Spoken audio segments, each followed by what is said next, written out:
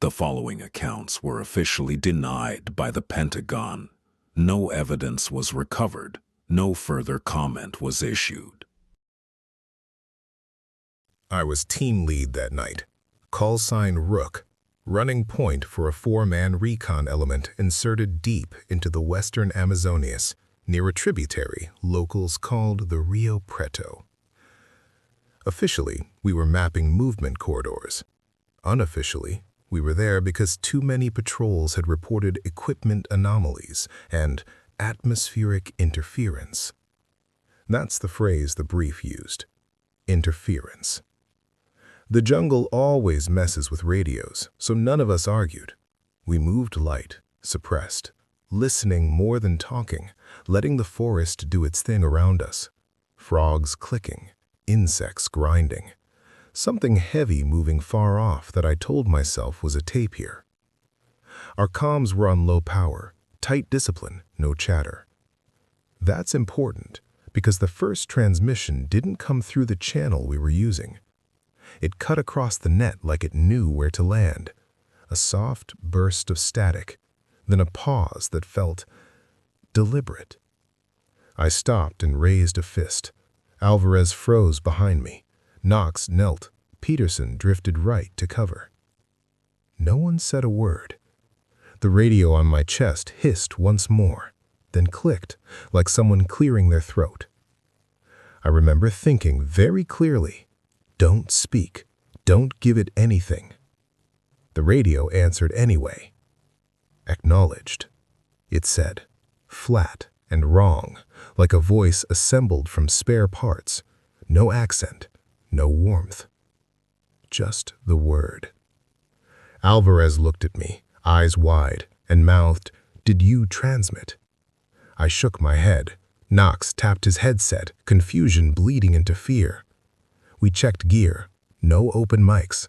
No one had keyed up. We pushed on, slower now. The canopy thickened, pressing the night down on us until our NVGs showed more green noise than jungle. That's when the animal went quiet. Everything went quiet. Not gradually, instantly. Even the insects shut off, like a switch thrown somewhere deep in the earth. I thought of a jaguar then. You don't hear them when they decide to move. The radio crackled again. "Maintain spacing," it said.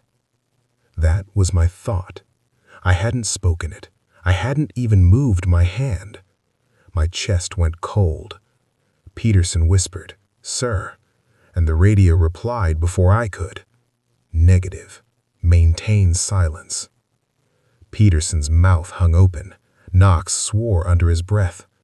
I felt watched, not from above or ahead, but from everywhere at once. We halted near a low ridge where the ground rose into a spine of black rock. The Rio Preto was close. I could smell the water. I knelt, pressed my palm to the soil, and thought, who is transmitting? The answer came with a longer burst of static, layered like many signals stacked together. "This terrain," the voice said. "Signal distributed." My heart started pounding so hard I thought it would give me away. Alvarez started breathing fast. I put a hand on his shoulder. He was thinking the same thing I was. "It's in the ground." The radio added, almost conversationally, "Embedded." We tried to exfil. That was the plan anyway. The jungle didn't agree. Paths we'd cut earlier seemed to close behind us, vines sagging into place, branches shifting where they hadn't been before. The radio guided us, calmly correcting our turns, warning us of drop-offs and water hazards. It never lied. That was the worst part. When Knox thought about breaking contact and going loud, the voice said, "Inefficient." When Alvarez pictured throwing the radio into the river, it said, "Loss of interface." At one point, Peterson thought about home, his daughter's laugh, a kitchen light left on, and the radio went silent for a full minute, like it was listening to something else. Then it said, "Attachment noted." We reached a clearing where the trees thinned and the moon painted the ground in pale strips. I heard a low chuff from the brush. A jaguar stepped into view, big and calm, eyes reflecting back at us.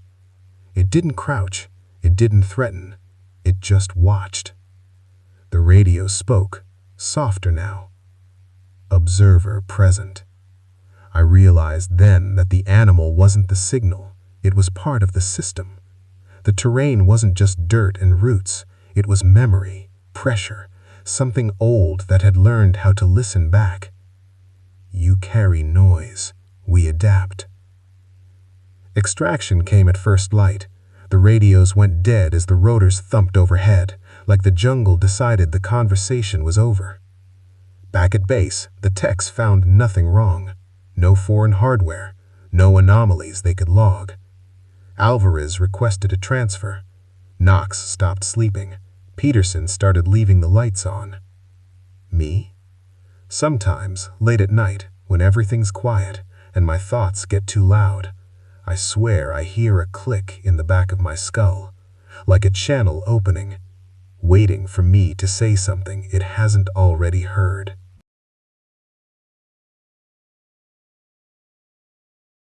I wasn't on the team that disappeared, but I was close enough to feel the hole they left behind. My name's Marcus Hale, call sign Vandal, and that night I was running Overwatch and comms relay for ODA 312 out in the Nevada high desert, a place so flat and quiet it messes with your depth perception. Grid Echo 7 was nothing special on paper. Dry basin, scattered basalt, scrub that crunches under your boots. But the locals talked about lights and missing cattle, and Command wanted eyes on it. We staged at an abandoned rail spur, moonless, cold enough to bite through gloves. Somewhere out there a desert owl called once, then went silent. ODA 312 moved out just after 2300. Team lead was Captain Ross Mercer, solid, calm, the kind of guy who made silence feel controlled instead of empty. With him were Diaz, Cole, and Jax Holloway, all experienced, all wired tight in that professional way. Their movement was textbook, staggered file, IR discipline, no chatter. I watched their blips slide across the map, listened to their breathing on the net. At 2317, Mercer keyed up once, crossing the wash, and that was the last clean transmission we got. 10 seconds later, the channel filled with a hiss that wasn't static so much as pressure, like the air itself leaning into the mic. Then, nothing. I tried them every minute for the next half hour. Standard calls, then their names, silence. The owl called again, closer this time, and I remember thinking it sounded wrong, too even, like a loop. At 0002, a burst hit my headset hard enough to make me flinch. Not words, a tone that climbed and flattened, like something testing range. My instrument spiked, then normalized. I logged it and kept calling. At 1211, Diaz's beacon blinked out, then Cole's, then Holloway's. Mercer's last, steady until it wasn't. We rolled at first light. QRF, EOD, Med, everyone. The desert looked scrubbed clean by the night, as if it had erased footprints with intent. Grade Echo 7 sat at the center of a shallow bowl, and right away I saw it wasn't right. Their equipment was there. Rifles, packs, clates, laid out in a pattern too clean to be panic.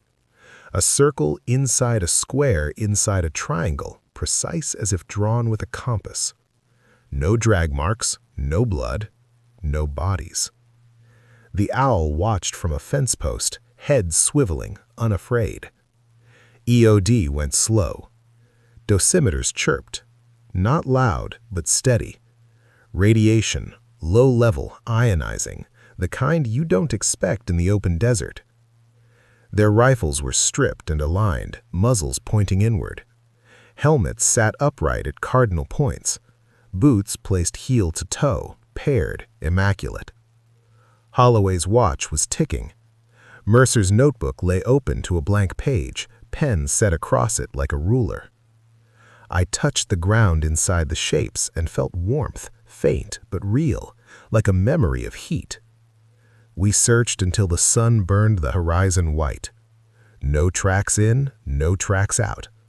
No aerial signatures except a patch of scorched air the pilots described as thicker, as if the sky had weight there. Back at the rail spur, my recordings got pulled. Analysts listened to the tone and went quiet. One of them, a civilian with tired eyes, asked me if I'd ever heard a desert owl mimic a human call. I said no. He nodded like that answered something he didn't want to say.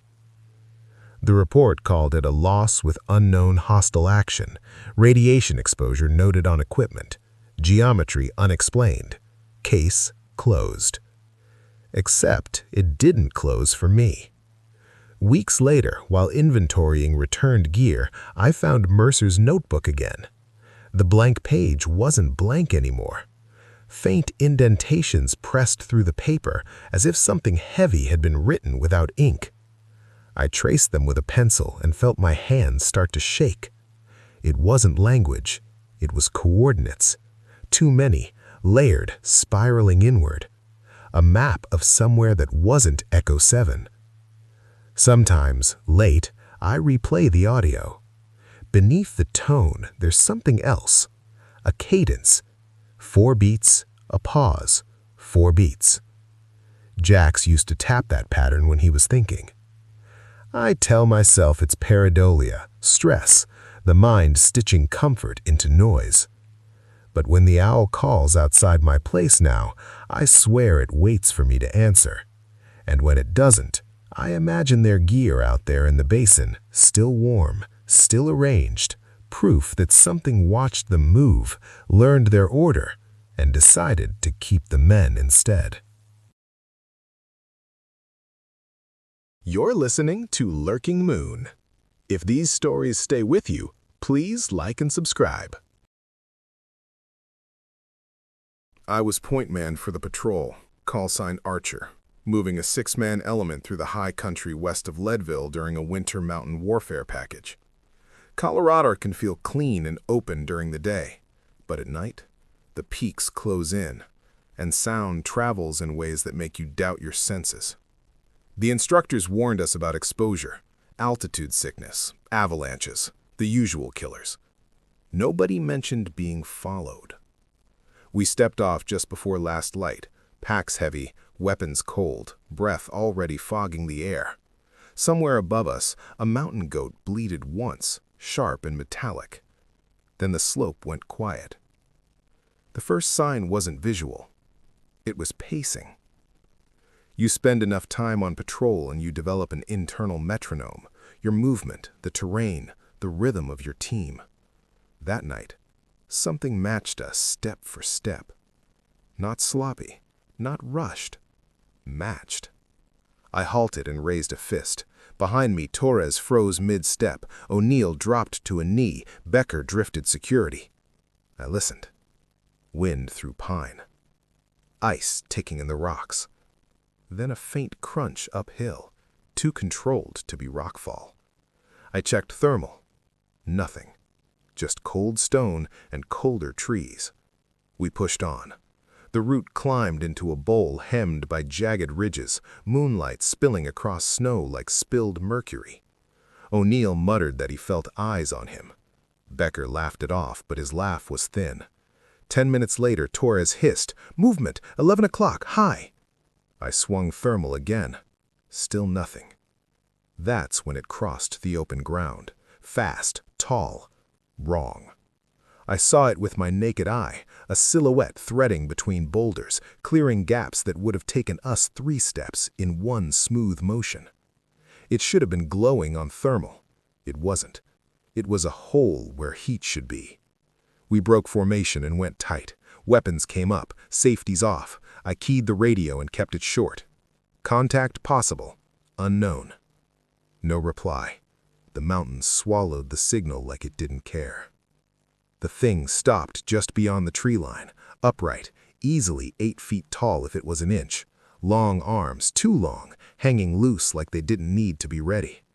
No eye shine, no breath. Just presence.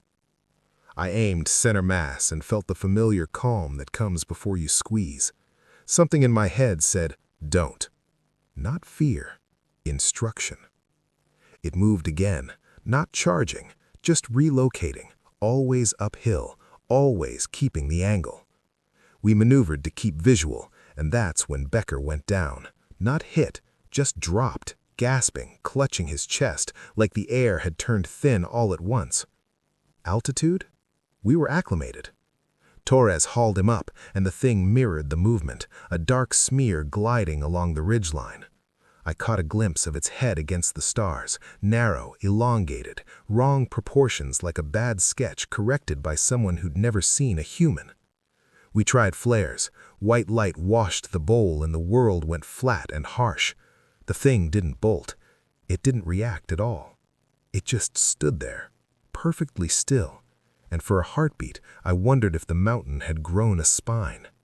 Then the flare burned down, and it was gone. Not retreated. Gone. The pacing returned immediately, closer now, the crunch of snow timed to our own steps, always just out of sight. O'Neill started whispering prayers in Irish. I told him to keep it together, but my voice sounded small in the thin air. The instructors taught us that predators test the edges first. They look for weakness. Becker stumbled again, and the thing capitalized, not with speed this time, but with position. It appeared directly ahead of us on the trail, no sound, blocking the path like it had always been there. I could see texture now, skin like rock dusted with frost, limbs corded but not muscular, as if strength was an afterthought. I raised my rifle and the reticle slid off it, like my eyes refused to agree with the optic. Back, I said, and the word echoed, wrong, like someone else had said it too. We withdrew downhill, controlled, muzzles trained. The thing followed without following, reappearing where we expected it least, always immune to the rules we relied on.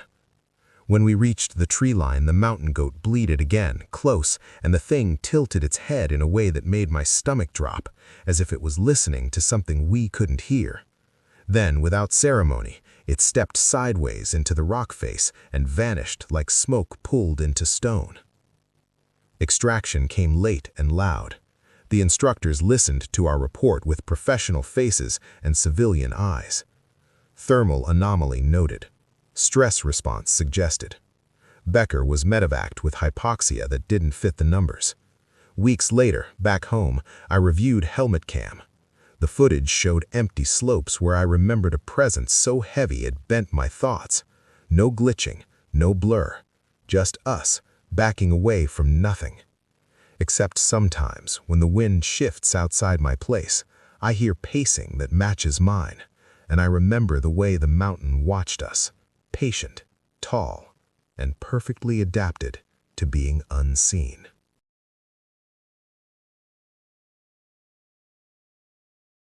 The place was listed as clear, which should have been the first warning. They don't say that about old ground unless they want you to stop asking questions. My name's Daniel Rourke, call sign Cross, and I was running a 4-man element through a decommissioned training sector in rural Virginia, not far from a stretch of land that used to be a Civil War battlefield before it was repurposed, buried, and forgotten. The maps showed nothing but tree lines and shallow depressions. The briefing said historical significance, no known hazards. We stepped off at 2100 under a low, bruised sky, the air heavy and damp, the kind that carries sound farther than it should. A raven crossed overhead, slow and deliberate, and disappeared into the dark. We were there for night movement drills and stress inoculation. No blanks, no pyrotechnics, just movement and discipline. The ground felt wrong under my boots, too soft in places, packed hard in others, like it remembered being torn up and forced flat again. Miller was behind me, then Hayes, then Kowalski on rear security. We kept spacing, kept quiet. About 20 minutes in, Miller whispered, "You smell that?" I paused. The air carried iron and wet earth, sharp enough to sting. Blood does that. I told him it was probably decaying vegetation. He didn't answer, and I realized I hadn't actually spoken out loud. The first vision hit like a blink you can't control. 1 second I was looking at a tree line. The next I was staring at men in unfamiliar uniforms charging through smoke, faces twisted in effort and fear. A cannon boomed somewhere to my left, close enough to rattle my teeth. Then it snapped back. Night Forest. NVGs. My team. Hayes swore quietly. Kowalski asked, "Did you see?" and stopped. We all stood there, breathing hard, realizing we'd seen the same thing without coordinating it. That's when the Raven called again, a dry, cracking sound. The temperature dropped like something had opened a door. We pushed on, because that's what you do when the situation doesn't make sense yet. The visions came in waves, synchronized like rehearsed drills. A charge, a retreat, men falling, clutching wounds that didn't exist anymore. Every time it happened, we froze in the same positions, like our bodies were being posed by something else. I saw a young soldier trip and try to stand, only to be cut down by rifle fire that sounded like a ripping sheet of metal. Hayes later told me he felt the impact in his own chest, a phantom force that knocked the breath out of him. Miller started counting under his breath, grounding himself. It didn't help. At 22:30, the ground ahead of us shifted, not physically, but perceptually. Trenches appeared where there had been none, shallow at first, then deep enough to swallow men whole. I knew intellectually that they weren't real. My legs didn't care. I stepped around a crater that vanished the moment my boot cleared it. Kowalski vomited, doubled over, hands shaking. He said he could hear screaming beneath the soil, muffled like voices trapped under wet cloth. I keyed the radio to abort. Static answered back, rhythmic, almost breathing. No command acknowledgement. The dead started noticing us. That's the part I don't like to say out loud. In the visions, their eyes tracked our movement. One man, no older than 17, locked eyes with me as he bled out in the mud. His mouth moved. I couldn't hear him, but I understood in any way. Remember us. The battlefield wasn't replaying history like a recording. It was rehearsing, and we were marks on the stage. The Raven landed on a bare branch nearby, watching, head cocked, black eyes reflecting fire that wasn't there. We regrouped in what should have been a clearing. Instead, it became the center of a slaughter. Bodies fell around us in perfect unison, again and again, repeating the same final seconds. The smell of gunpowder mixed with rot and rain. Miller dropped to one knee, not in fear, but reverence, like he'd walked into a church he didn't belong in. Hayes started crying without realizing it. I felt hands on my shoulders that weren't there, steadying me, guiding my stance, aligning me with a firing line that dissolved as soon as I focused on it. I don't know how long we were there. Time flattened out, lost its edges. Eventually, the vision slowed, then stopped, like the battlefield had finished its demonstration. The trenches sank back into the earth. The dead lay still, finally. The Raven took off, wings beating, once, twice, then silence. Our radios crackled back to life, normal and indifferent. Command came through asking for a sit-rep. I told them we were exfilling. I didn't explain why. Some things don't translate. We cleared the area just before dawn. Back at base, medical found nothing wrong with us. No toxins, no shared hallucination markers they could point to. The after-action reports cited psychological stressors associated with historically significant terrain. They closed the sector permanently. At night now, when I close my eyes, I still see that boy's face, still feel the way the ground tried to remember me. And sometimes, just before sleep, I hear a raven outside my window, calling like it's keeping count of the ones who walked away.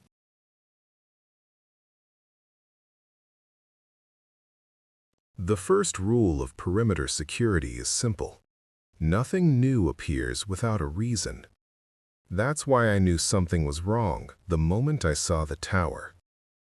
My name's Ethan Cole, call sign North, and I was duty officer for the night shift at Site Red Mesa, a secured training and surveillance installation tucked into the New Mexico desert. Flat land, scrub brush, wide sky. Nothing hides out there for long. At 0200, under a washed-out moon, a structure stood just inside the inner fence line that hadn't existed at 1900. A watchtower, roughly 3 stories, angular and dark, like it had grown straight out of the dirt. Somewhere beyond the wire, a coyote yipped once, then went quiet. I ran the checklist before I ran my mouth. Camera feeds? Clean. Thermal? Nothing unusual except the tower itself, which showed colder than ambient, like it was absorbing heat. Radar? Blank. Satellite overlay? Empty space. I zoomed in, out, reloaded. The tower didn't flicker or glitch. It simply wasn't supposed to be there. I called Sergeant Lewis from QRF and asked him to step outside with me. He stared at it for a long second and said, "That wasn't there." Not a question, a statement. Up close, the thing hummed. Not audibly, not exactly, more like a pressure behind the ears, a low-frequency vibration you felt in your teeth and the soles of your boots. It was built from material I couldn't place, matte, seamless panels with no visible bolts, no seams, no ladder. The base sat flush with the ground, no foundation trench, no disturbed soil, like it had been lowered from somewhere else and set gently into position. Lewis rubbed his temples and asked if I felt sick. I told him no, which was a lie. My heartbeat had started sinking to the hum, slowing down whether I wanted it to or not. We pulled schematics. Nothing.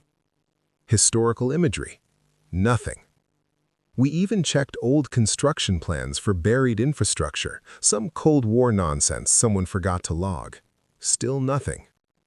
The tower didn't show up on any system that relied on reflection or return, but your eyes had no problem seeing it. That's when Alvarez, our comms tech, came over the net and said he was getting interference across all bands. Consistent, rhythmic, like a subsonic pulse riding the carrier waves. He said, "It's not noise, it's patterned." Command told us to hold position and observe. No approach inside 10 meters, no contact, no questions they couldn't answer. The tower didn't care about our SOPs. As the night wore on, the vibration deepened, and people started reporting headaches, déjà vu, the feeling of being watched from above. Not by optics, by intent. I caught myself looking up at the top platform even though there were no windows, no apertures of any kind. Just a flat, featureless face pointed toward the horizon, as if it had chosen a direction before we ever noticed it. At 4500, Lewis swore he saw movement. Not on the tower, around it. A distortion in the air, like heat shimmer without heat. I checked thermal again. Still nothing. But the ground near the base began to show faint patterns, geometric impressions that came and went when you tried to focus on them. Circles inside squares, lines intersecting at angles that made my eyes slide off. The hum shifted pitch, and I felt a sudden, irrational certainty that the tower was calibrating. For what? I couldn't say. Just before dawn, the coyotes started up again, all at once, howling from different directions like they were triangulating the sound. The tower answered, not with noise, but with a stronger vibration that rolled across the site like a slow wave. One of the junior guards dropped to a knee, retching. Alvarez shouted that his instruments were redlining, then cut off mid-sentence. When I turned back to the tower, I realized something else had changed. Its shadow pointed the wrong way. We pulled everyone back to minimum safe distance. Command escalated, then went silent. Literally silent. No transmissions in or out for 6 full minutes.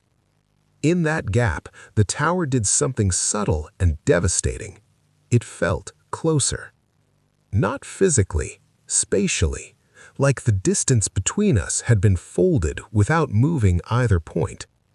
I remembered something my father used to say when we watched storms roll in across the plains. Sometimes the sky decides where the ground goes. I didn't understand it then. I did now. At full daylight, the tower vanished. No flash, no sound. One moment it was there, humming in my bones. The next, it was gone, leaving behind undisturbed sand and a fence line that had never been breached. Cameras showed nothing unusual. Satellites showed nothing. Our logs showed gaps, timestamps that jumped forward without entries. Alvarez came back on the net, confused, asking why we were all standing so far from an empty patch of ground. The official report called it a temporary sensor artifact with psychosomatic effects. The site stayed open. Life went on. Except sometimes, on quiet nights, I feel that hum again. Low and patient, like something checking its bearings. And when the coyotes howl outside the wire, I don't listen to where the sound comes from. I listen to where it's going.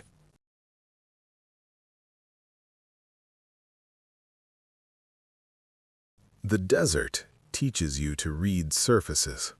Wind-scored ridges, heat shimmer. The way sand remembers a footprint for 10 minutes and then pretends it never happened. That night, the surface was lying. My name's Lucas Vance, call sign Atlas, and I was running point for a 5-man Special Forces element moving through the Barry M. Goldwater Range in southern Arizona. Flat, dead, and quiet enough to make your thoughts loud. We were on a long-duration desert package, night movement, nav checks, sensor discipline. Nothing exotic. The moon was a thin blade, the stars hard and cold. Somewhere nearby, a sidewinder hissed and slid, the sound like paper tearing slowly. The first thing I noticed wasn't the eyes. It was the ground breathing. Not metaphorically, physically. The sand ahead of us rose and fell in shallow waves, subtle enough you'd miss it if you were rushing. I halted the patrol and went prone, palm flat. The vibration came through my glove, low and steady, like distant machinery tunneled too deep to hear. Torres whispered, "You feel that?" I didn't answer because I hadn't spoken the thought yet and didn't want to test the night by giving it words. We adjusted route, skirting a shallow basin where the sand looked looser, darker. The vibration followed. Not faster, not slower, matched. Becker brought up thermal. "I'm getting nothing," he said. "No heat signatures." Then a second later, "Wait, scratch that." A bloom flickered beneath the surface, brief and cold blue like phosphorescence in deep water. It vanished before he could lock it. I scanned with NVGs and caught a blink. 2 points, low to the ground, glowing faintly amber. Eyes. They disappeared the moment my reticle settled. We went tight. Knees bent, weight light, spacing disciplined. The desert has rules for movement. Break them, and you pay in noise and blood. The sand ahead rippled again, this time closer, and I realized it wasn't one thing. It was many, moving in parallel lanes beneath us, their paths intersecting and diverging like a subway map drawn by something that didn't care about straight lines. Torres muttered a prayer in Spanish. Becker swore. I tasted copper and figured it was nerves. The eyes came back in clusters. 3 here, 2 there, never breaking the surface, just pressing close enough for the glow to leak through. When I thought, "Don't step there," the ground bulged exactly where my boot would have landed. I pulled back in time. The sand subsided, smooth as if nothing had passed. "They're tracking intent," Becker said, and I hated that he was right. We tried seismic sensors, quick plant, minimal disturbance. The readouts went wild for a second, then flattened, like the ground had learned our frequency and stepped aside. The vibration changed pitch, and my teeth buzzed. A sidewinder burst from a patch of scrub 10 meters out, striking for nothing, then vanished back under the sand, fleeing something deeper and faster. That's when the eyes rose higher, closer to the surface, and for the first time I saw shape. Elongated forms sliding just under the crust, too smooth, too coordinated, not burrowing, parting. Command came back with a hold and observe. We held. The desert didn't. The sand under Torres's left boot collapsed without warning, swallowing his foot to the ankle. He went down hard, shouting, and the eyes surged toward him in a silent rush. I grabbed his plate carrier and hauled. The ground resisted like it didn't want him back. For a heartbeat, I saw dozens of eyes open beneath his leg, ringed and unblinking, studying the shape of a human like it was a puzzle they could afford to take their time with. We broke contact, not running, but fast and deliberate, moving across rockier ground where the sand thinned and the vibration weakened. The eyes followed until the boundary, then stopped, lining up just under the edge like an audience behind a curtain. I felt a pressure in my head, not pain, an impression, not a voice. Below is not empty. The glow dimmed, then winked out, leaving only the desert and our breathing. At first light, the basin looked ordinary. No tracks, no collapse marks. The sensors we'd planted were gone, not torn up, just absent. Becker's recordings showed flickers and noise, nothing you could pin down. Torres's ankle was bruised but intact, the skin cold to the touch for hours after. The debrief used words like geological anomaly and stress response. The range stayed open. Training continued. I still dream of the eyes, not the glow, the patience. Sometimes when I walk on sand, I feel that subtle give and I adjust my step without knowing why. My wife asks why I won't take the kids to the dunes anymore. I tell her the desert is beautiful but busy, that it has its own traffic patterns. What I don't tell her is that when the ground goes quiet, it's not because nothing's there. It's because whatever lives below has learned when to watch.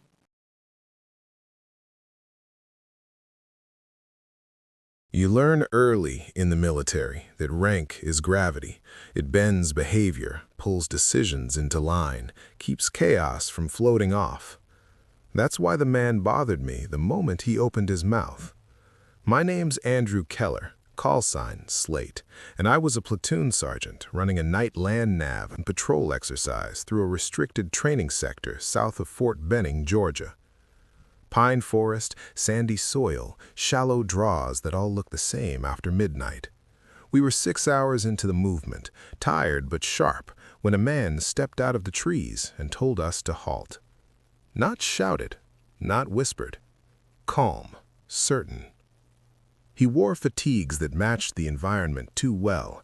No unit patch, no name tape I could read in the dark. Helmet, clean boots, rifle slung but not raised. Mid-40s, maybe, face lined like he'd lived outside most of his life. He looked exactly like someone who belonged there, which is what made it so easy to obey. "You're drifting east," he said, glancing at my map without touching it. "That draw floods. Shift your axis 20 degrees and hold until my signal." No rank insignia, No call sign, but the tone hit the part of my brain that responds before thought. I raised my fist. The platoon froze. Morales leaned in and murmured, "Who the hell is that?" I didn't answer because I was already replaying the words in my head, checking them against instinct and terrain. He was right about the draw. I hadn't told anyone that. The man nodded once, satisfied, and stepped back into the trees like he had somewhere to be.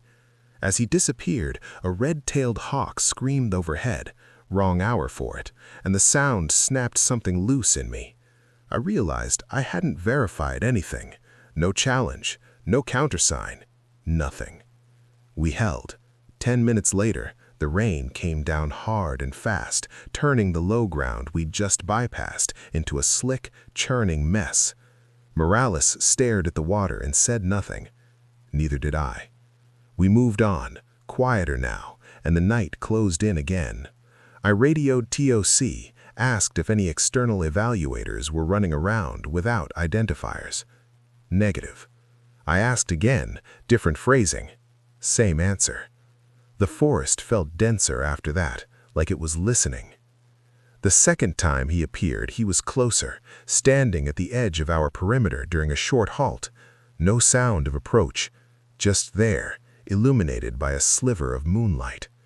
"Your security is thin on your rear," he said to me, eyes never leaving the darkness behind Morales. "Rotate your point element. You're about to be tested." I bristled then. "Identify yourself," I said.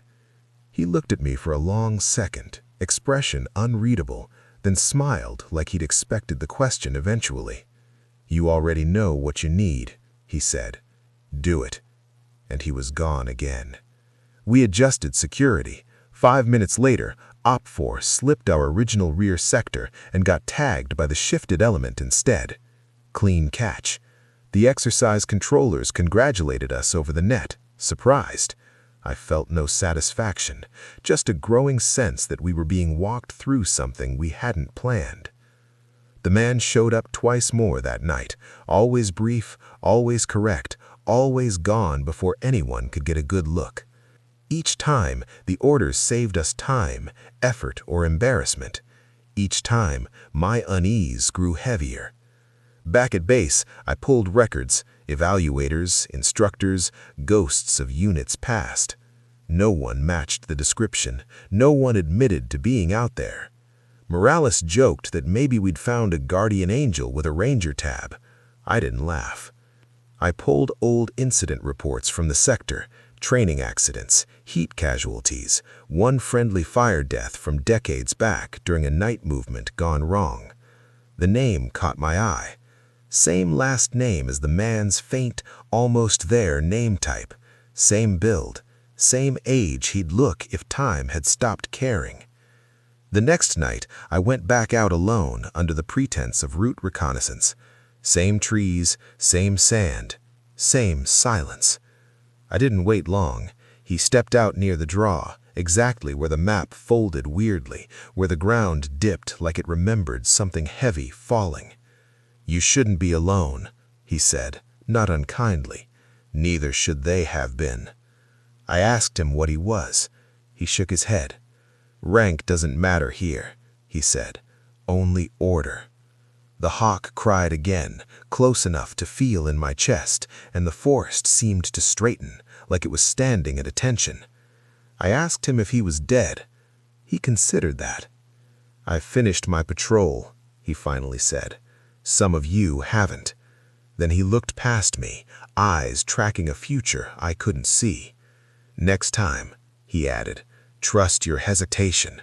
It's the only thing they can't issue." When I blinked, he was gone. No footprints, no disturbance. Just the draw, quiet and waiting. They rotated me out of that sector a month later. Officially, it was routine. Unofficially, I'd started questioning orders that didn't come with proof. I still do. Sometimes, during night movements, when the trees crowd close and the map stops making sense, I feel that familiar pull, the weight of authority without insignia. I stop. I listen.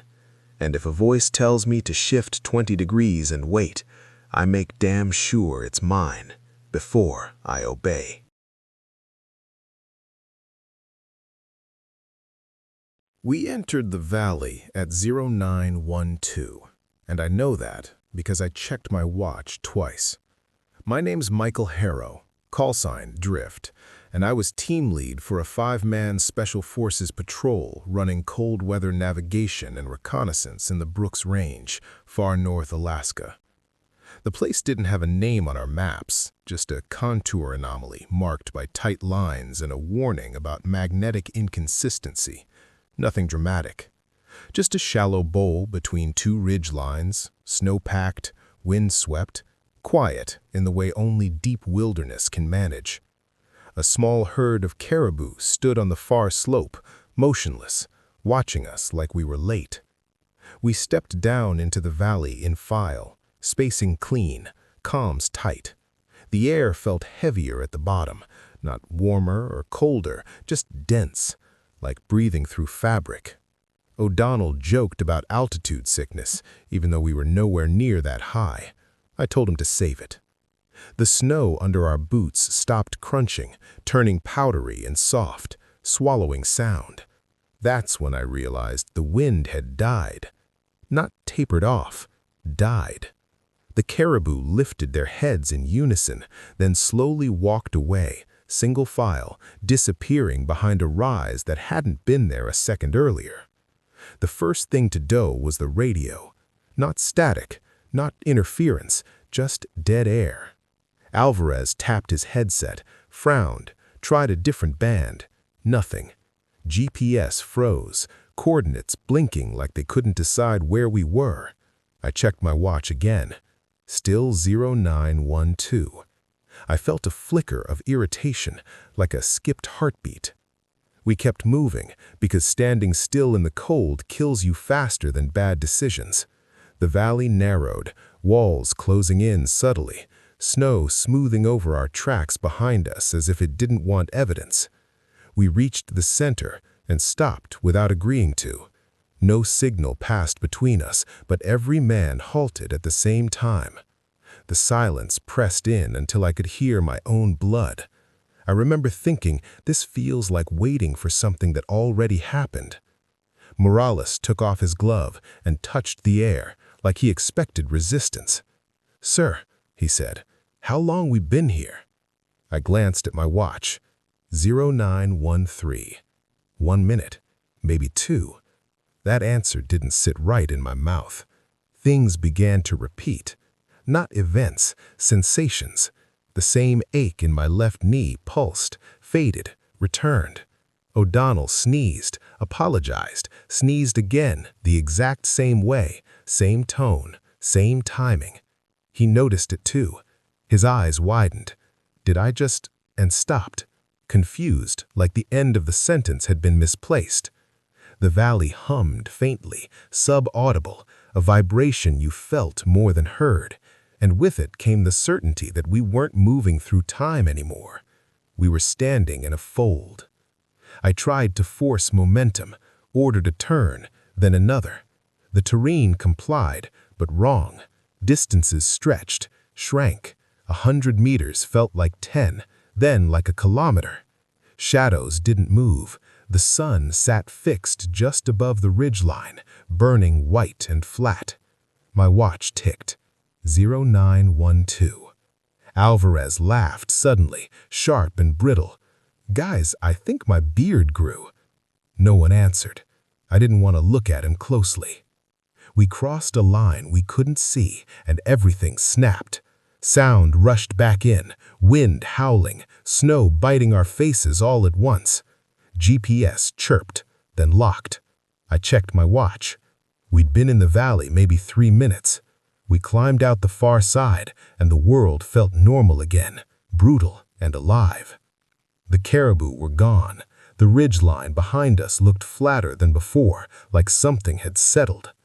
Extraction didn't come, not at the planned time, not an hour later. We hunkered down, ran checks, burned calories trying to stay warm. When comms finally connected, TOC sounded strained, voices tight. "Confirm your status," they said. "You went dark 3 days ago." I laughed, then stopped when no one joined in. They read off timestamps. Last contact, 0912, 3 days prior. Search assets spun up, weather windows missed, commanders rotated. While we'd been gone, winter had tightened its grip. While we'd been standing in that valley, the rest of the world had kept moving without us. Back at base, they pulled our data, watches, logs, biometrics. Everything showed minimal elapsed time. Our bodies said we'd eaten, slept, burned energy consistent with minutes, not days. Except for one thing. Alvarez's beard was thicker. Morales had a bruise on his shoulder that hadn't been there before, yellowing at the edges like it was healing. I had frostbite starting on 2 fingers, damage that takes hours, not moments. The doctors couldn't reconcile it. Neither could I. They debriefed us separately, then together. Same answers, same gaps. No dreams, no memories of those 3 days, just the valley and the feeling of waiting. They closed the area, classified it under environmental hazard. Training rerouted. Life resumed its schedule. But time never felt as solid after that. Sometimes, when I check my watch and the second hand stutters, I feel that dense air again, that pressure of a moment refusing to pass. I call my wife more now, ask about ordinary things, what the kids ate, what time it snowed. She jokes that I'm obsessed with clocks. She's not wrong. Because I know there are places where time doesn't flow, it pools. And if you step into the wrong valley, it doesn't kill you. It just keeps what it wants and lets you go when it's done.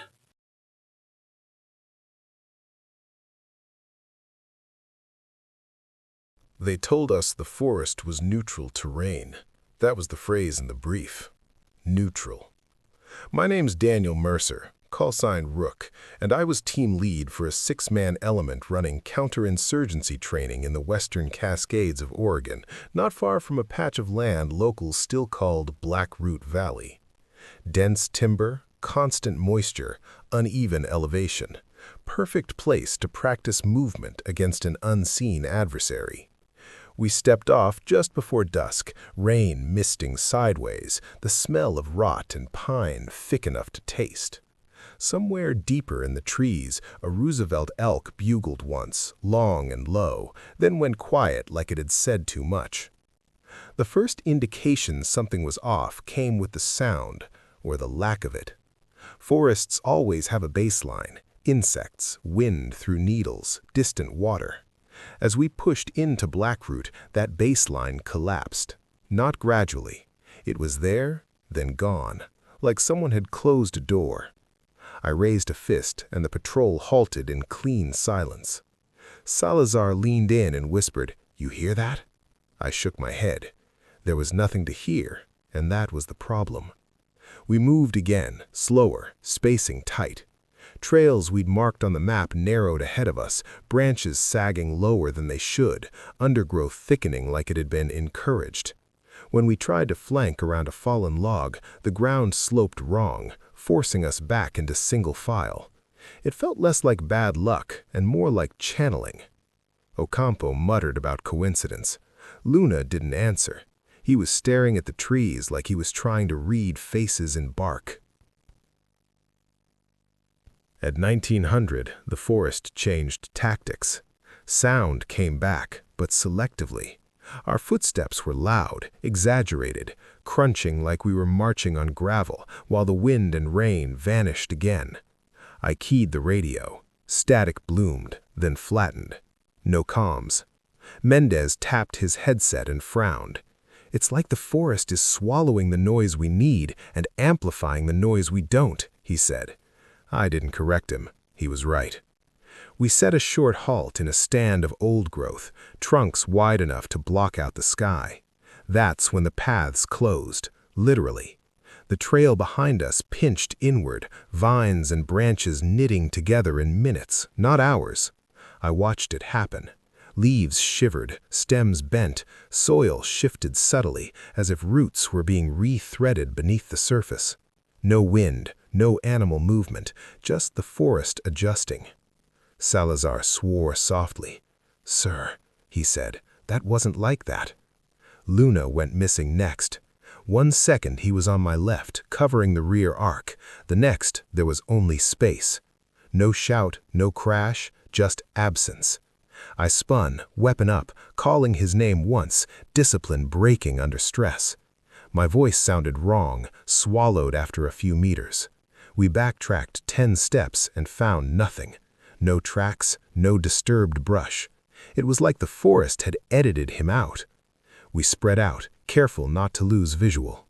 That's when the masking started. Shapes moved at the edge of sight, tree trunks that weren't where they had been, gaps opening and closing when you tried to focus. Mendez reported hearing Luna's voice off to the east, calling for help. Salazar heard it too. I didn't. I ordered them to hold. The forest reacted immediately. A low fog rolled in from nowhere, thick and fast, breaking line of sight into fragments. I felt it then. Not fear, but a tension, like the environment had noticed resistance. The elk bugled again, closer now, and I realized the call wasn't echoing. Sound should bounce in timber like this. It didn't. It just stopped. We moved toward higher ground, fighting the terrain, only to find the slope steeper than before, the earth slick and treacherous. Ocampo slipped, slid 10 feet and laughed nervously when he stopped. The laugh came back wrong, flattened, distorted, like it had been pressed through wet leaves. I started to understand the pattern. The forest wasn't random, it was probing, testing our spacing, our reactions, our reliance on sound and sight. When we went tight, it isolated. When we spread, it confused. When we stayed still, it advanced. "It's learning us," Salazar said, voice barely above breath. The moment he said it, a branch snapped behind him, sharp, deliberate, not an accident, a punctuation. We found Luna at 2030, or what was left of him. He stood upright between 2 trees, eyes open, uninjured, breathing shallow and fast. He didn't respond to my name. When I grabbed his shoulder, he flinched like he'd been burned. "It watches through them," he whispered, not looking at me. "The gaps, the roots, it doesn't need eyes." Before I could ask more, the ground beneath him softened and he dropped to his knees, hands sinking into loam like it was water. We pulled him back hard, the soil closed behind him, smooth and innocent. That was enough. I ordered a hard exfil, discipline be damned. The forest resisted. Paths looped, landmarks shifted, time stretched thin. But something changed when we stopped trying to outmaneuver it and started moving with intent, slow, deliberate, no wasted motion. The attention eased, sound returned in pieces, the fog thinned. At the edge of Blackroot Valley, the elk stood watching us, massive and calm, steam rising from its nostrils. When we crossed the boundary, it turned away, satisfied. Debrief was short. Environmental stress response, they said. Shared hallucination. Luna was pulled from the team. He doesn't go into forests anymore. Neither do I. Not without listening first. Because I know now that some terrain isn't passive. Some environments don't wait to be occupied. They observe, adapt, and when you move through them like an enemy, they respond in kind.